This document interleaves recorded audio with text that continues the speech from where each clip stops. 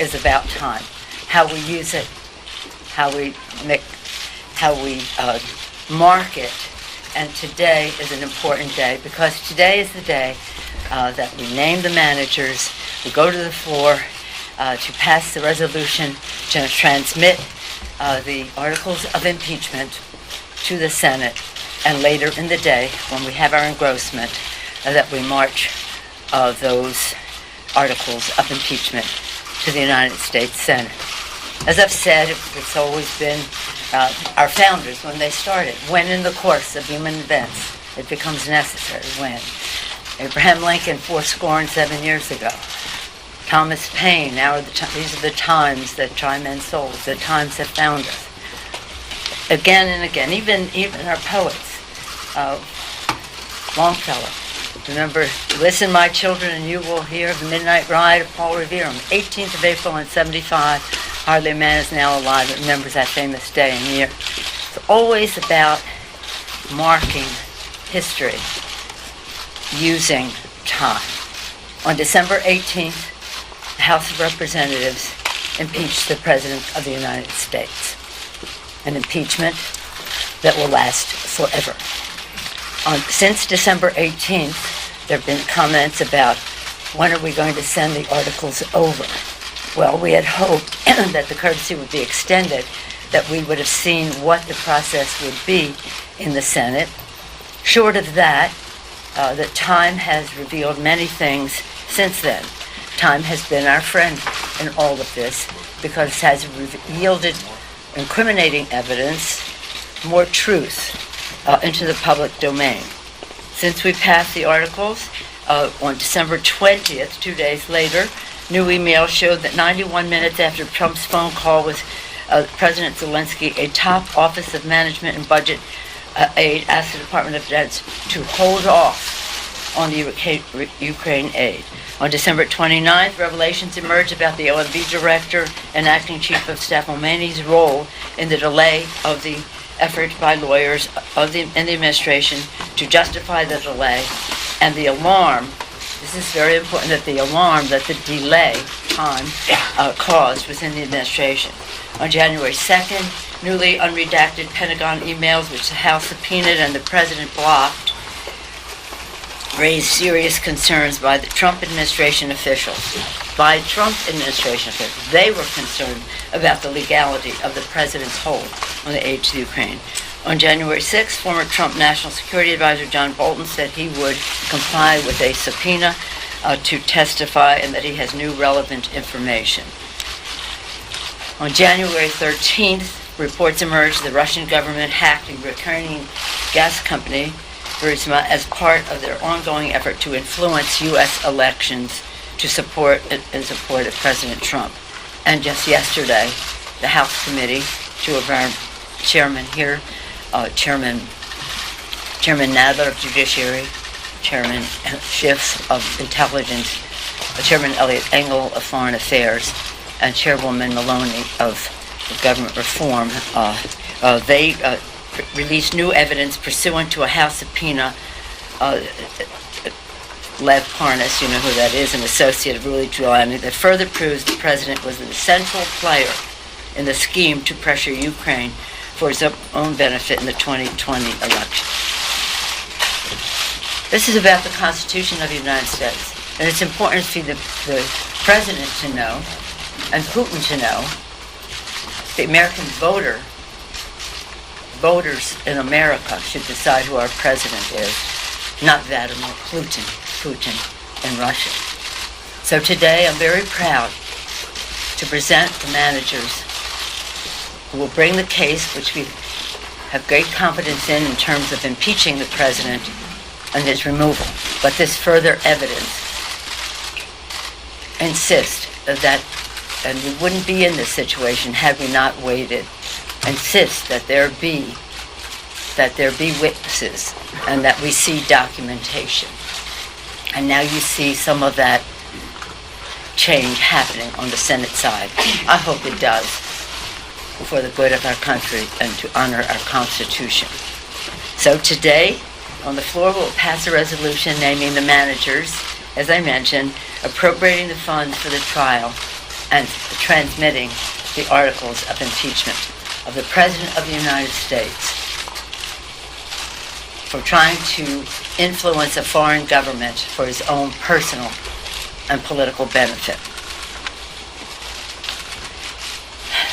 Chair Adam Schiff of California, our lead manager. Chairman Schiff is, as you know, chair of the Permanent Select Committee on Intelligence, is serving his 10th term in Congress. Excuse me. Before Congress, Mr. Schiff was a California state senator and served as a federal prosecutor in the U.S. Attorney's Office in Los Angeles for 6 years, most notably prosecuting the first federal FBI agent ever to be indicted for espionage. Chairman Jerry Nadler, chair of the House Judiciary Committee, is serving his 15th term in Congress. Mr. Nadler served as the top Democrat on the Judiciary Subcommittee on Constitution, Civil Rights, and Civil Liberties for 13 years. Before Congress, Mr. Nadler served in the New York State Assembly for 16 years. Wow. Chair Zoe Lofgren, chair of the House Committee on House Administration, which has jurisdiction over federal elections, is a senior member of the House Judiciary Committee. Ms. Lofgren is serving her 13th term in Congress. This is Chairwoman Lofgren's third impeachment as a Judiciary Committee staffer in the Nixon impeachment, as a member of the Judiciary Committee on the Clinton impeachment, and now as a manager in this impeachment of President Trump. Chair Hakeem Jeffries of New York. Chairman Hakeem Jeffries is the chair of the House Democratic Caucus and is currently serving his fourth term in Congress. He's a member of the House Judiciary Committee. Before in Congress, he served in the Assembly of New York for 6 years, an accomplished litigator in private practice before running for elective office. Mr. Jeffries clerked for the Honorable Howard Baird, Jr. of New York District Court for the Southern District of New York. Congresswoman Val Demings of Florida. Congresswoman Val Demings is a member of both the House Permanent Select Committee on Intelligence and the House Judiciary Committee. Ms. Demings serving her second term in Congress. Before Congress, Ms. Demings served as the Orlando Police Department for 27 years, part of that time as the first woman police chief in Orlando. Congressman Jason Crow of Colorado is a member of the House Armed Services Committee. Mr. Crow served our country, bravely as an Army Ranger in Iraq and Afghanistan.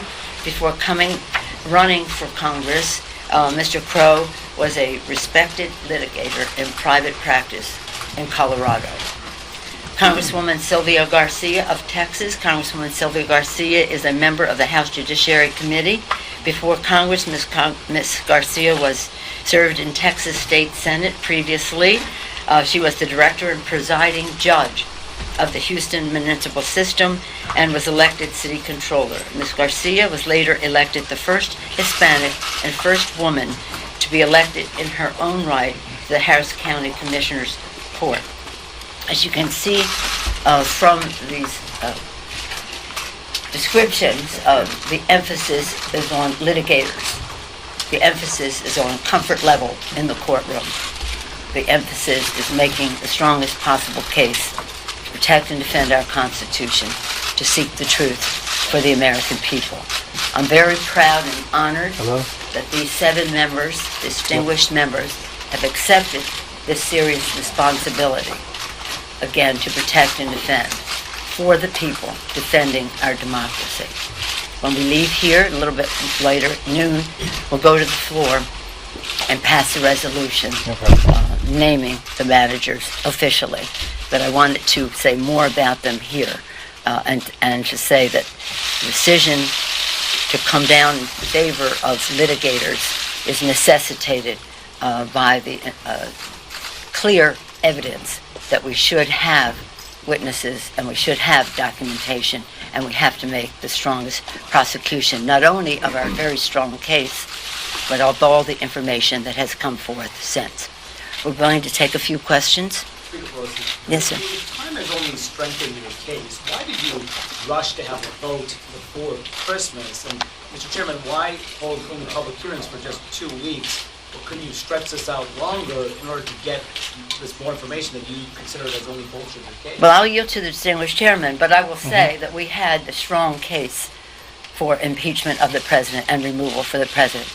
Anything more would be in terms of where we go in the Senate, and I'll yield to the chairman. We've always felt a certain urgency about this impeachment, given that the president was trying to get foreign help in cheating in the next election.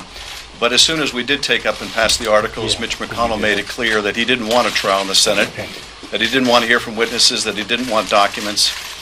And this time has given us the ability to show the American people the necessity of a fair trial, to expose the degree to which McConnell is working hand in hand with the subject of the impeachment, the president, to essentially turn what should be a trial into a sham. And that time has been, I think, very effective in not only bringing new evidence to light, and the evidence was already overwhelming, but also forcing senators to go on record. Do they want a fair trial, one that's fair to the president, but also fair to the American people, or are they going to participate in a cover-up? So I think it's been very effective, and as you've seen, additional evidence continues to come to light that not only has bolstered an already overwhelming case, but has also put additional pressure, I think, on the Senate to conduct a fair trial. And the last thing I'll say is Mr. McConnell has taken to saying that the Senate should only consider the closed record that comes from the House. And as if what the Senate is not a trial, but an appeal from a trial. But of course, the Senate, the framers had in mind a real trial with witnesses and evidence. And if McConnell makes this the first trial in history without witnesses, it will be exposed for what it is, and that is an effort to cover up for the president. Finally, some have suggested, as part of your question, why didn't we wait to get more testimony? Well, we have sought McGahn's testimony, Don McGahn, the president's lawyer, since April of last year. We still don't have a final court judgment. So yes, we could have waited years to get testimony, further testimony from all the people the president has been obstructing.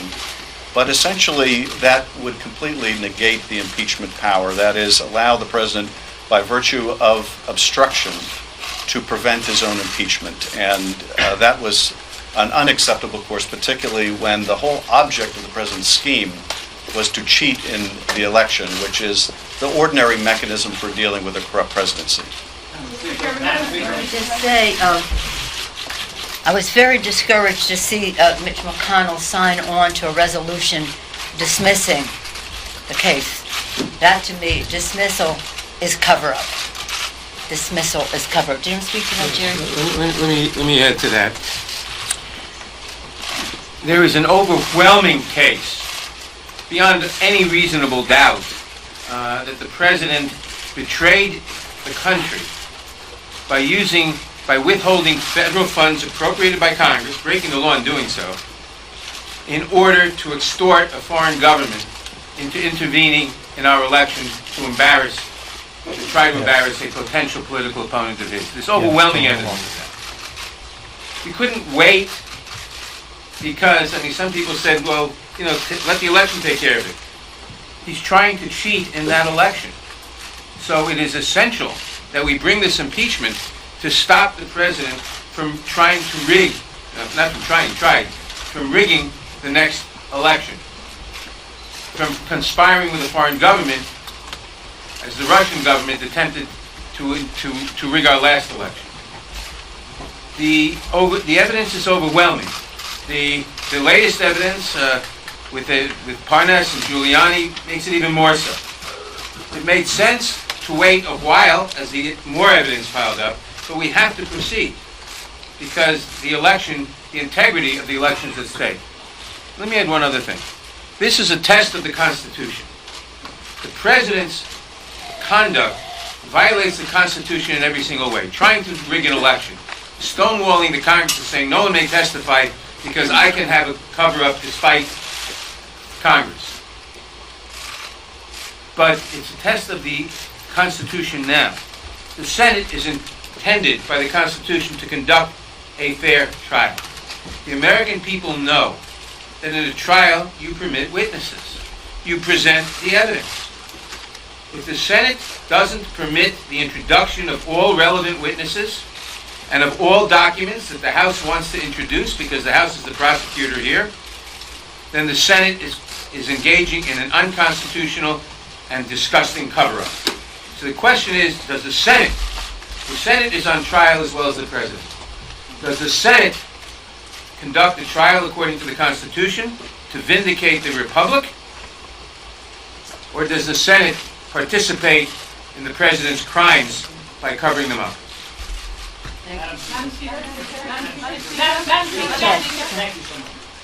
We talked about the push to try to listen to documents and maybe some of the matters that are taking place.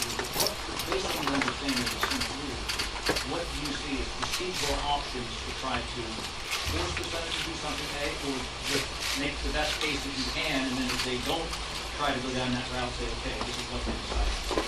Well, I've always often quoted, and Mr. Jeffries quotes, Abraham Lincoln, public sentiment is everything. Over 70% of the American people want to see a fair trial.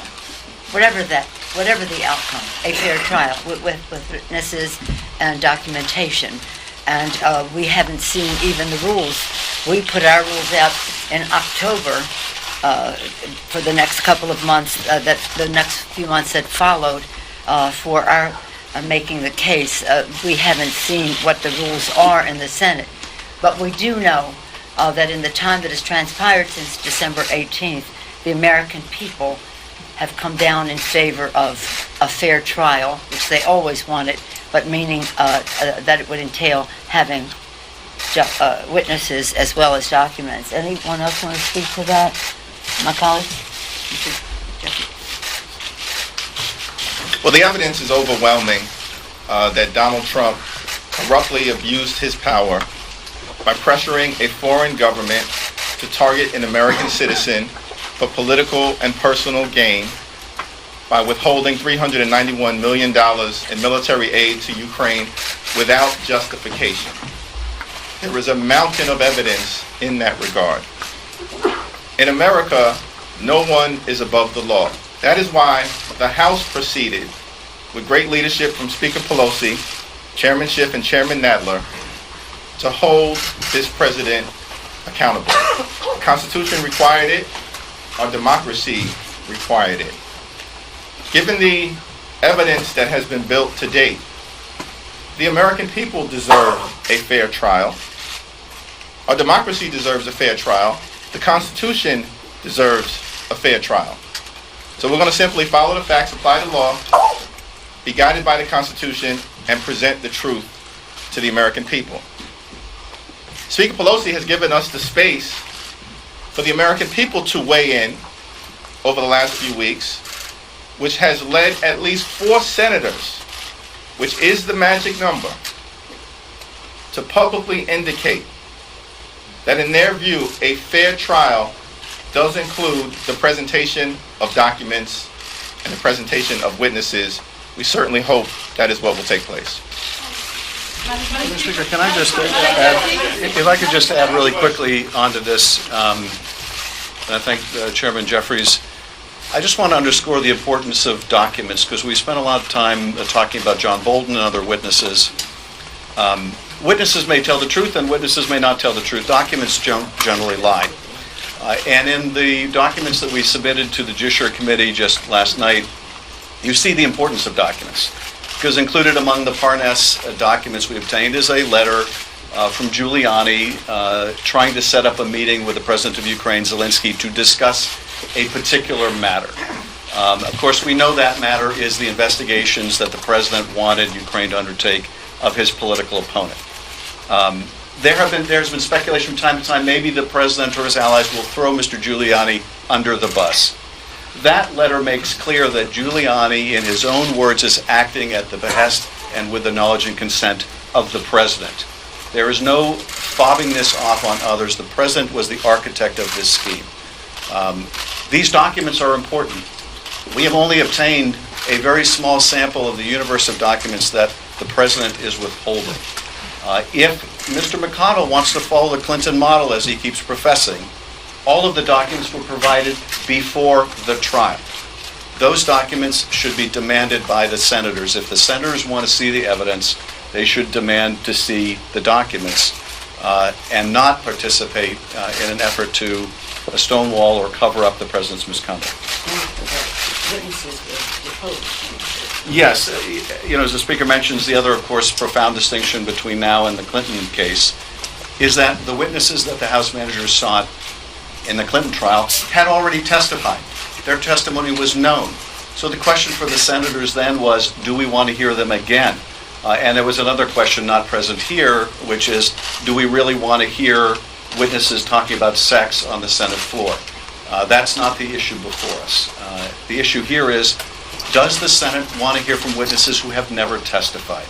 People who, like other witnesses, have firsthand information. And unless the president is willing to concede everything the House has alleged, these witnesses are very pertinent and relevant. And so this is another profound distinction between the Clinton investigation and trial and where we are today. Madam Speaker, having Last witnesses question. for the prosecution opens up potentially having witnesses for the defense. The Republicans have suggested they would like to call Mr. Biden. Are you, the managers, prepared for that? Would you like to speak to that? Let me say, we are prepared, but the relevant question is relevance. Is relevant. In any trial, you call witnesses who have information about the allegations, about the charges.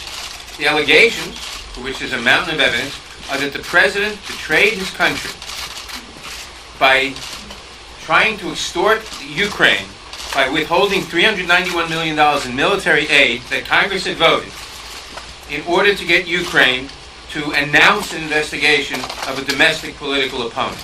That's the allegation. Any witness who has information about whether that is true or not true is a relevant witness. Anybody like Hunter Biden who has no information about any of that is not a relevant witness. Any trial judge in this country would rule such a witness as irrelevant and inadmissible. If someone is accused of robbing a bank, witnesses who say we saw him run into the bank, we saw him someplace else, are relevant. A witness who says he committed forgery on some other document is not relevant to the bank robbery charge. That's the distinction. But let me just say that what is at stake here is the Constitution of the United States. This is what an impeachment is about. The president violated his oath of office, undermined our national security, jeopardized the integrity of our elections, tried to use the appropriations process as his private ATM machine to grant or withhold funds granted by Congress in order to advance his personal and political advantage.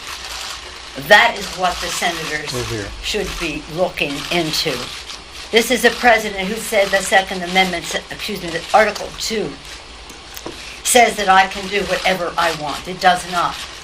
He's undermining a system, the beautiful, exquisite, brilliant genius of the Constitution, the separation of powers, by granting to himself the powers of a monarch, which is exactly what Benjamin Franklin said we didn't have a republic if we can keep it. So this is a very serious matter, and we take it to heart in a really solemn way. In a very solemn way.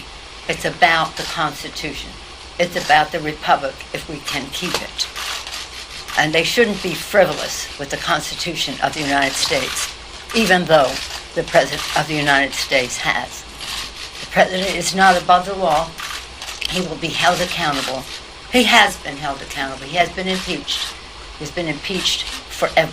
They can never erase that. I'm very proud of the managers that we have.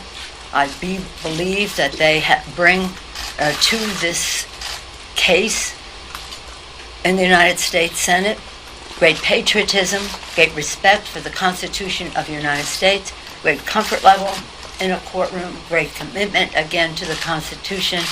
Jerry being the chair of that Constitutional Subcommittee for 13 years, Zoe being involved in 3. impeachment, and there are others bringing their intellectual resources and their knowledge to all of this. So I thank them for accepting this responsibility.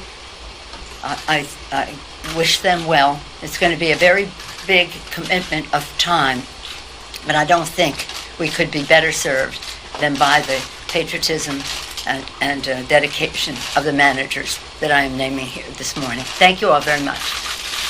This is the one from the Los Angeles and being discussed today. Tomorrow, yes, can you hear about it?